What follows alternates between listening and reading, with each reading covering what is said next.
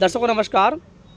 इस वक्त हम आपको दिखा रहे हैं राजगढ़ ज़िले के ब्यावरा शहर में प्रांतीय अधिवेशन राजगढ़ जिला एवं भोपाल संभागीय सम्मेलन मध्य प्रदेश श्रमजीवी पत्रकार संगठन का आयोजन संपन्न हुआ, जिसमें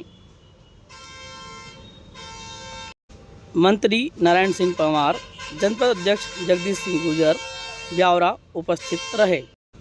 कार्यक्रम में भोपाल संभाग के समस्त पत्रकार उपस्थित रहे एवं कार्यक्रम के अंत में पहलगाम में हुई घटना में आतंकियों के शिकार हुए भाइयों एवं वीर जवान साथी जो शहीद हुए हैं युद्ध में, उनके लिए 2 मिनट का मौन भी कार्यक्रम के अंत में रखा गया। संभागीय एवं जिला सम्मेलन में विशेष रूप से उपस्थित पत्रकारिता के पुरोधा, हम सबके मार्गदर्शक, हमारे सभी के वटवृक्ष जिनकी छत्र छाया में हमें कार्य करने का सौभाग्य मिला, ऐसे हमारे संगठन के प्रांत अध्यक्ष महोदय जिन्हें हम सभी प्यार से गद्दा कहते हैं, परम सम्माननीय शरद वजीर साहब, आज के इस कार्यक्रम के मुख्य अतिथि मध्य प्रदेश शासन के मंत्री माननीय नारायण सिंह जी पवार साहब, सम्माननीय मंच यहाँ मौजूद हमारे नगर के वरिष्ठ समाज सेवी, गणमान्य नागरिक, जिले भर से उपस्थित पत्रकार साथियों, सबसे पहले पूरे सदन में भोपाल संभाग, उज्जैन संभाग और चंबल के भी शहर में भेज रहे थे। अभी आप सबको भी पूरे प्रदेश पदाधिकारी आप सबका ब्यावरा की धरती पर स्वागत करता हूँ, सम्मान करता हूँ। ब्यावरा छोटी जगह है, लेकिन भाई सुरेश जी ने हिम्मत करके ब्यावरा में आप सबको आमंत्रित किया। भाई सुरेश जी चिंता मत करना, हर चीज को मिलकर पूरा करेंगे। आयोजन समिति जो हमारी है, आप सभी से आग्रह है कि आप मंच पर आए। श्री मनीष गौतम जी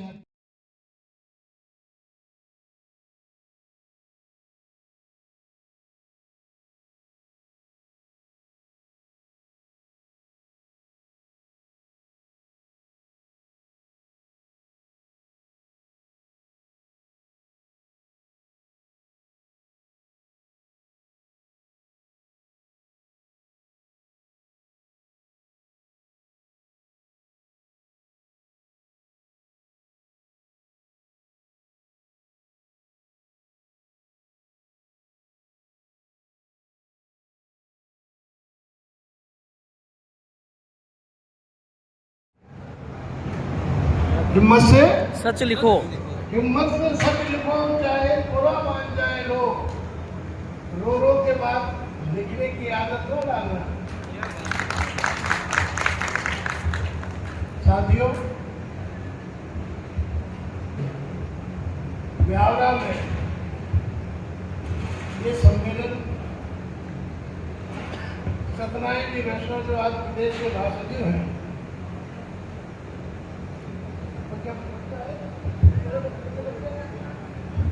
2008 में सम्मेलन हुआ था पहली बार, और दूसरी बार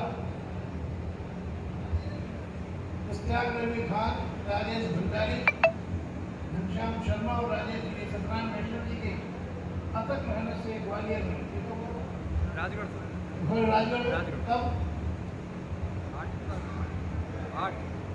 8 को दिन का हुआ था भाई, 12 सम्मेलन है। हालांकि सम्मेलन तो शाहिद पठान की अध्यक्षता में भी बिल्कुल राजगढ़ में होते होते बचा, पूरा इंतजाम लगभग हो गए, और सम्मेलन क्योंकि राजनीतिक कुछ कारणों से वो सम्मेलन नहीं हो पाया, इसलिए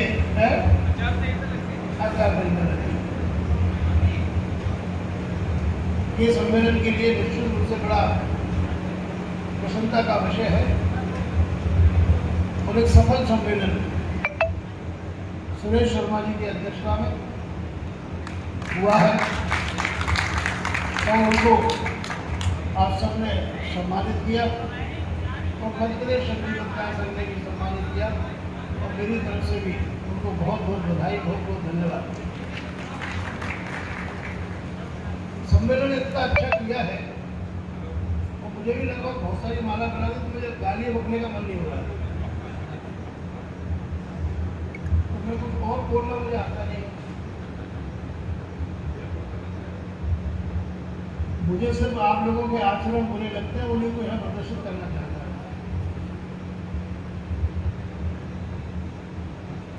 मुझे बड़ी खुशी हुई कि मेरा एक हमेशा प्रयास रहा है कि कोई राजनेता मंत्री अगर अपने यहाँ आए उसके सामने चरण स्पर्श ना करें, उसके आगे घुटने न चले। कुछ लोग थे, हमारे भाई नरेंद्र सिंह भदौरिया जी थे, वो भी पड़े उनके ऊपर, और भी कई लोग चले गए, लेकिन ऐसा नहीं करना। आपने देखा होगा मुरैना का सम्मेलन जो गए होंगे, मेरे बगल में मध्य प्रदेश सरकार के जो बहुत बुलंद आदमी बैठे हुए, मेरी उनके सामने छड़ी की भी औकात नहीं थी, लेकिन आप सबने देखा होगा कि मैंने उनको एहसास नहीं होने दिया कि मध्य प्रदेश समिति पत्रकार संघ का अध्यक्ष उनके प्रति लालायित है। यह बहुत प्रभावी है। और उन दोनों ने मेरे बारे में क्या क्या कहा, जो वहां थे वो सब जानते हैं। तो आप अपना स्वाभिमान स्वयं बना के बचा के रखें। मंत्री हमारे दोस्त हो सकते हैं, हमारे मित्र हो सकते हैं, हमारे रिश्तेदार हो सकते हैं, लेकिन वे सब लक्ष्मी पुत्र हैं और आप सब सरस्वती पुत्र हैं। तो आपको अपनी माता सरस्वती के मान की रक्षा स्वयं आगे आके करना होगा। ये अहंकार की बात नहीं है। मंत्री आए, राजनेता आए, उनको स्वागत में पुष्पहार पहनाए, माला पहनाए, घर तक धूली से उनका स्वागत करें। हमारे अतिथि के रूप में आते हैं। लेकिन जब आप मंत्री के पैर छूते हैं तो ऊपर से कहीं अगल बगल से सरस्वती माता देख रही होगी तो वो फांसी लगा के मरने की इच्छा हो जाती है कि मेरे पुत्र जो है कितने नापाक और कितने नालायक है, शक्ति के आगे झुके हुए। ये शक्ति है। मेरा कहने का आशय ये नहीं है कि मंत्री संबंध अच्छे नहीं रहना चाहिए। हो गई बात, हो गई आपकी, हो गई। तो लड़की के पास जाकर बैठ गया तो लड़की उठ के चले गई और वहां चले गए, आप उठ गए। तो लड़की के पास जाकर बैठ गए, ये तुमसे बात कर रहे थे अभी चिंटू, तुमसे जो बात कर रहे थे वो लड़की के पास जाकर बैठ गए, तो वो लड़की उठ के वहां चली गई और वो खुद वहां से उठ के पीछे बैठ गए जाकर। कोई हमारे दो तीन लोग हैं ऐसे अपने राजेंद्र वाले, तो साथियों मैं आपसे यही, मैं पत्रकारिता का आपको सिखा नहीं देता, क्योंकि पत्रकारिता जैसी आप वसूली अभियान के चक्कर में अपनी जेबें भरने के लिए, तब परिवार चलाने के लिए जैसे करते हैं, भगवान जाने आप करें। मैं अगर कितना ही सिखाऊंगा तो आप सीखेंगे नहीं, क्योंकि उससे आपका परिवार चल रहा है। दूसरी बात, अधिमान पत्रकार बनने का और अधिमान पत्रकार कहलाने का बड़ा शौक है। आप क्या समझते हैं, अधिमान पत्रकार होने से आपके समाज में बहुत बड़ी प्रतिष्ठा हो जाती है? समाज अधिमान पत्रकार अगर आप बन गए तो क्या कलेक्टर आपको घरों में नमस्ते करता है?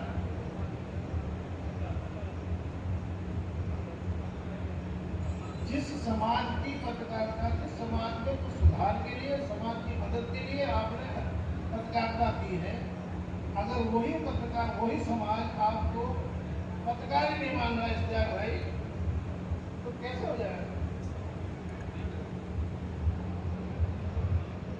ये आवाज से बातें कहां से आ रही है? ये मुझसे ज्यादा समझदार लग रहा है बातों में। ओ भाई, कौन बातें कर रहा है आपस में? ये और हमारे तरफ ठीक करने वालों ने समाज में सुधार करने के लिए जिस व्यवस्था के खिलाफ आपने कदम उठाई थी, और आज आप क्या कर रहे हैं, उस दिन और आज की स्थिति स्थिति का आकलन आप स्वयं कर लें। समाज आपको क्या पत्रकार मान रहा है? क्या समाज आपको अच्छा पत्रकार मान रहा है? क्या समाज आपको समाज का हितैषी पत्रकार मान रहा है? समाज आपके जब काम आता है जब पुलिस में किसी ने कोई गड़बड़ी कर दी, क्योंकि आप पुलिस के दलाल हैं, पुलिस के मित्र हैं, एसपी से आपकी मित्रता है तो ये आपसे डरता है, इसलिए भैया मेरे लड़के को बंद कर दिया इसलिए आता बस, वरना कोई आपकी इज्जत करने कोई नहीं। मेरी पत्रकारिता भी बिल्कुल ग्रामीण क्षेत्र से पत्रकार शुरू हुई है, एजेंसी लेकर।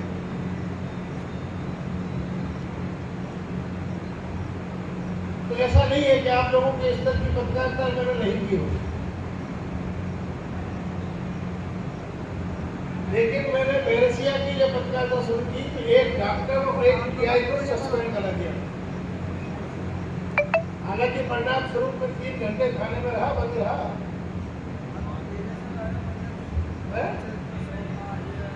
बोलो, तो मेरे आपसे संदेह प्रार्थना है, जिस भावना से आप पत्रकारिता की शुरुआत को बढ़ा रहे थे, उसका अगर 25% भी आप अपनी ईमानदारी से निभाएं तो समाज आपकी रक्षा के लिए खड़ा हो जाए।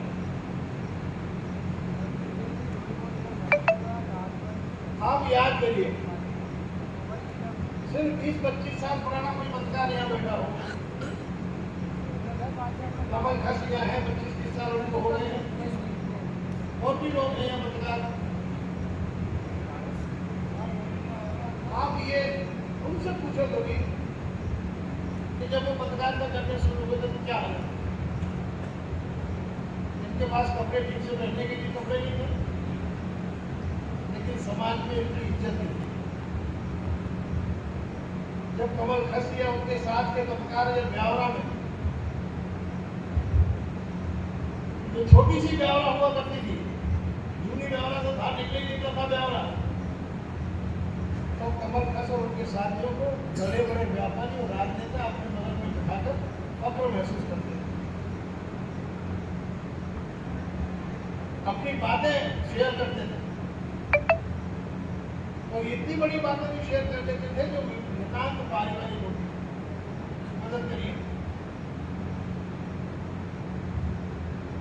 और दिन भर चर्चा का विषय रहता लगा, आज कमल खस या आज वो पत्रकार आया, और वो भतीजा कमल खस को अपने गद्दी में बिठाकर उसको चाय पिलाने में फख्र महसूस करते। और आज इसी ब्यावरा से शरद भदौरिया अगर इसी प्रेस में निकल जाए, उनको पहचानने के पत्रकार है, वही लोग जो कल कमल खस को बिठा के गौरव महसूस करते थे, बात करना बंद कर देंगे। जिस विषय में वो बात करते वो बात करना बंद कर दे, विषयांतर हो जाएंगे। जो पत्रकार आ रहा है क्या वो क्या सुन लेगा, वो क्या वो क्या छाप दे। जो आतंकवादी बम बांध के शरीर पे 100-200 लोगों को मार देते हैं, उससे ज्यादा खतरनाक हम लोग हैं। देख के भग जाते हैं, देख के डर जाते हैं। आज की स्थिति ये है और आप सब जानते हैं। मेरा आपसे निवेदन है, मेरे 40 साल आपके संगठन का मुखिया होकर हो गया है। मैं ये चाहता हूँ कि मेरे कार्यकाल में ही अगर हम अपने आचरण ईमानदारी से कर लें, समाज की सेवा ईमानदारी से कर लें, जिस उद्देश्य से, जिस लालसा से, जिस इच्छा से, जिस तमन्ना से आपने कलम उठाई थी कि समाज के बुराइयों को दूर कर देंगे, समाज की सरकार की व्यवस्थाओं के खिलाफ आप नाराज थे, वो नाराजगी आपकी है, उन व्यवस्थाओं से दोस्ती हो गई। रेत की माफिया से आप पैसा खाने के बाद भी उसके भ्रष्टाचार को छिपा दे रहे हैं।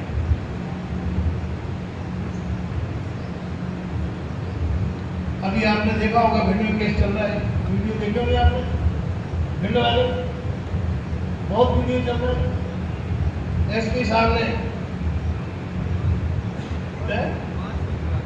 5 पत्रकारों को बुला के और नई चप्पल खरीद के, ऐसा नहीं अपमान नहीं किया उन्होंने, नई चप्पल नहीं खरीदी, पुरानी चप्पल से नहीं मारा, नई चप्पल लाकर उनको मारा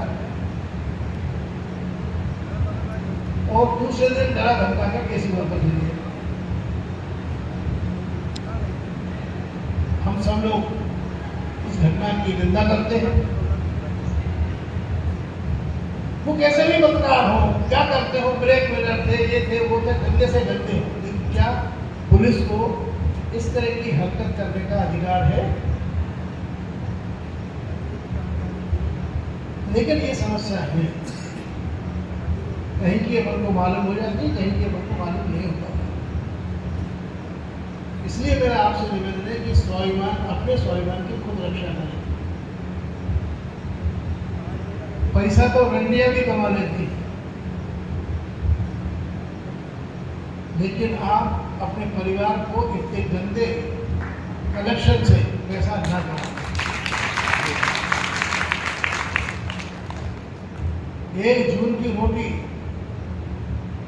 खा के काम चला ले, फिर देखो आपको समाज भूखा कैसे रहने देगा, फिर देखो आप समाज आपको आगे कैसे नहीं बढ़ाता है।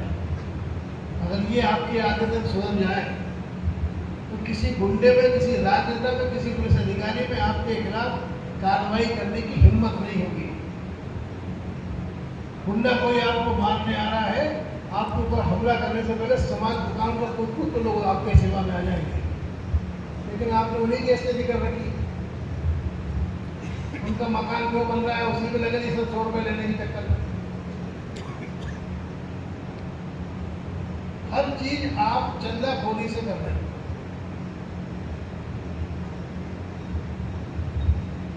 तो इससे आपको जो आपको ब्लैकमेल जिसको आप कर रहे हैं, क्या वो आपका सम्मान करेगा?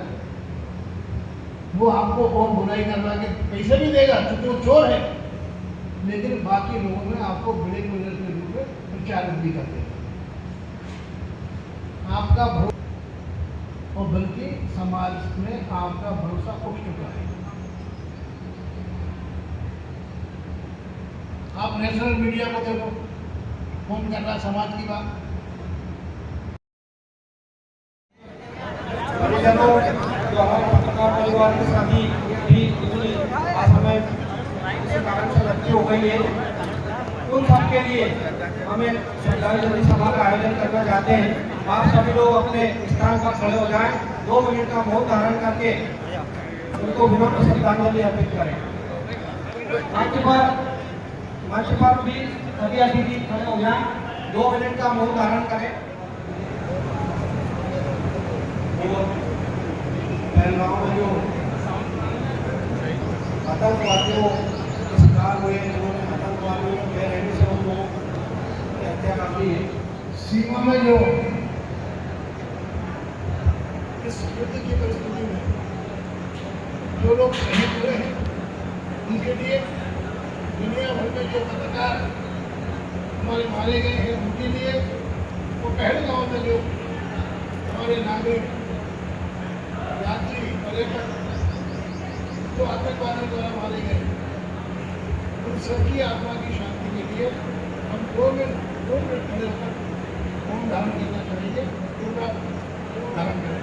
ओम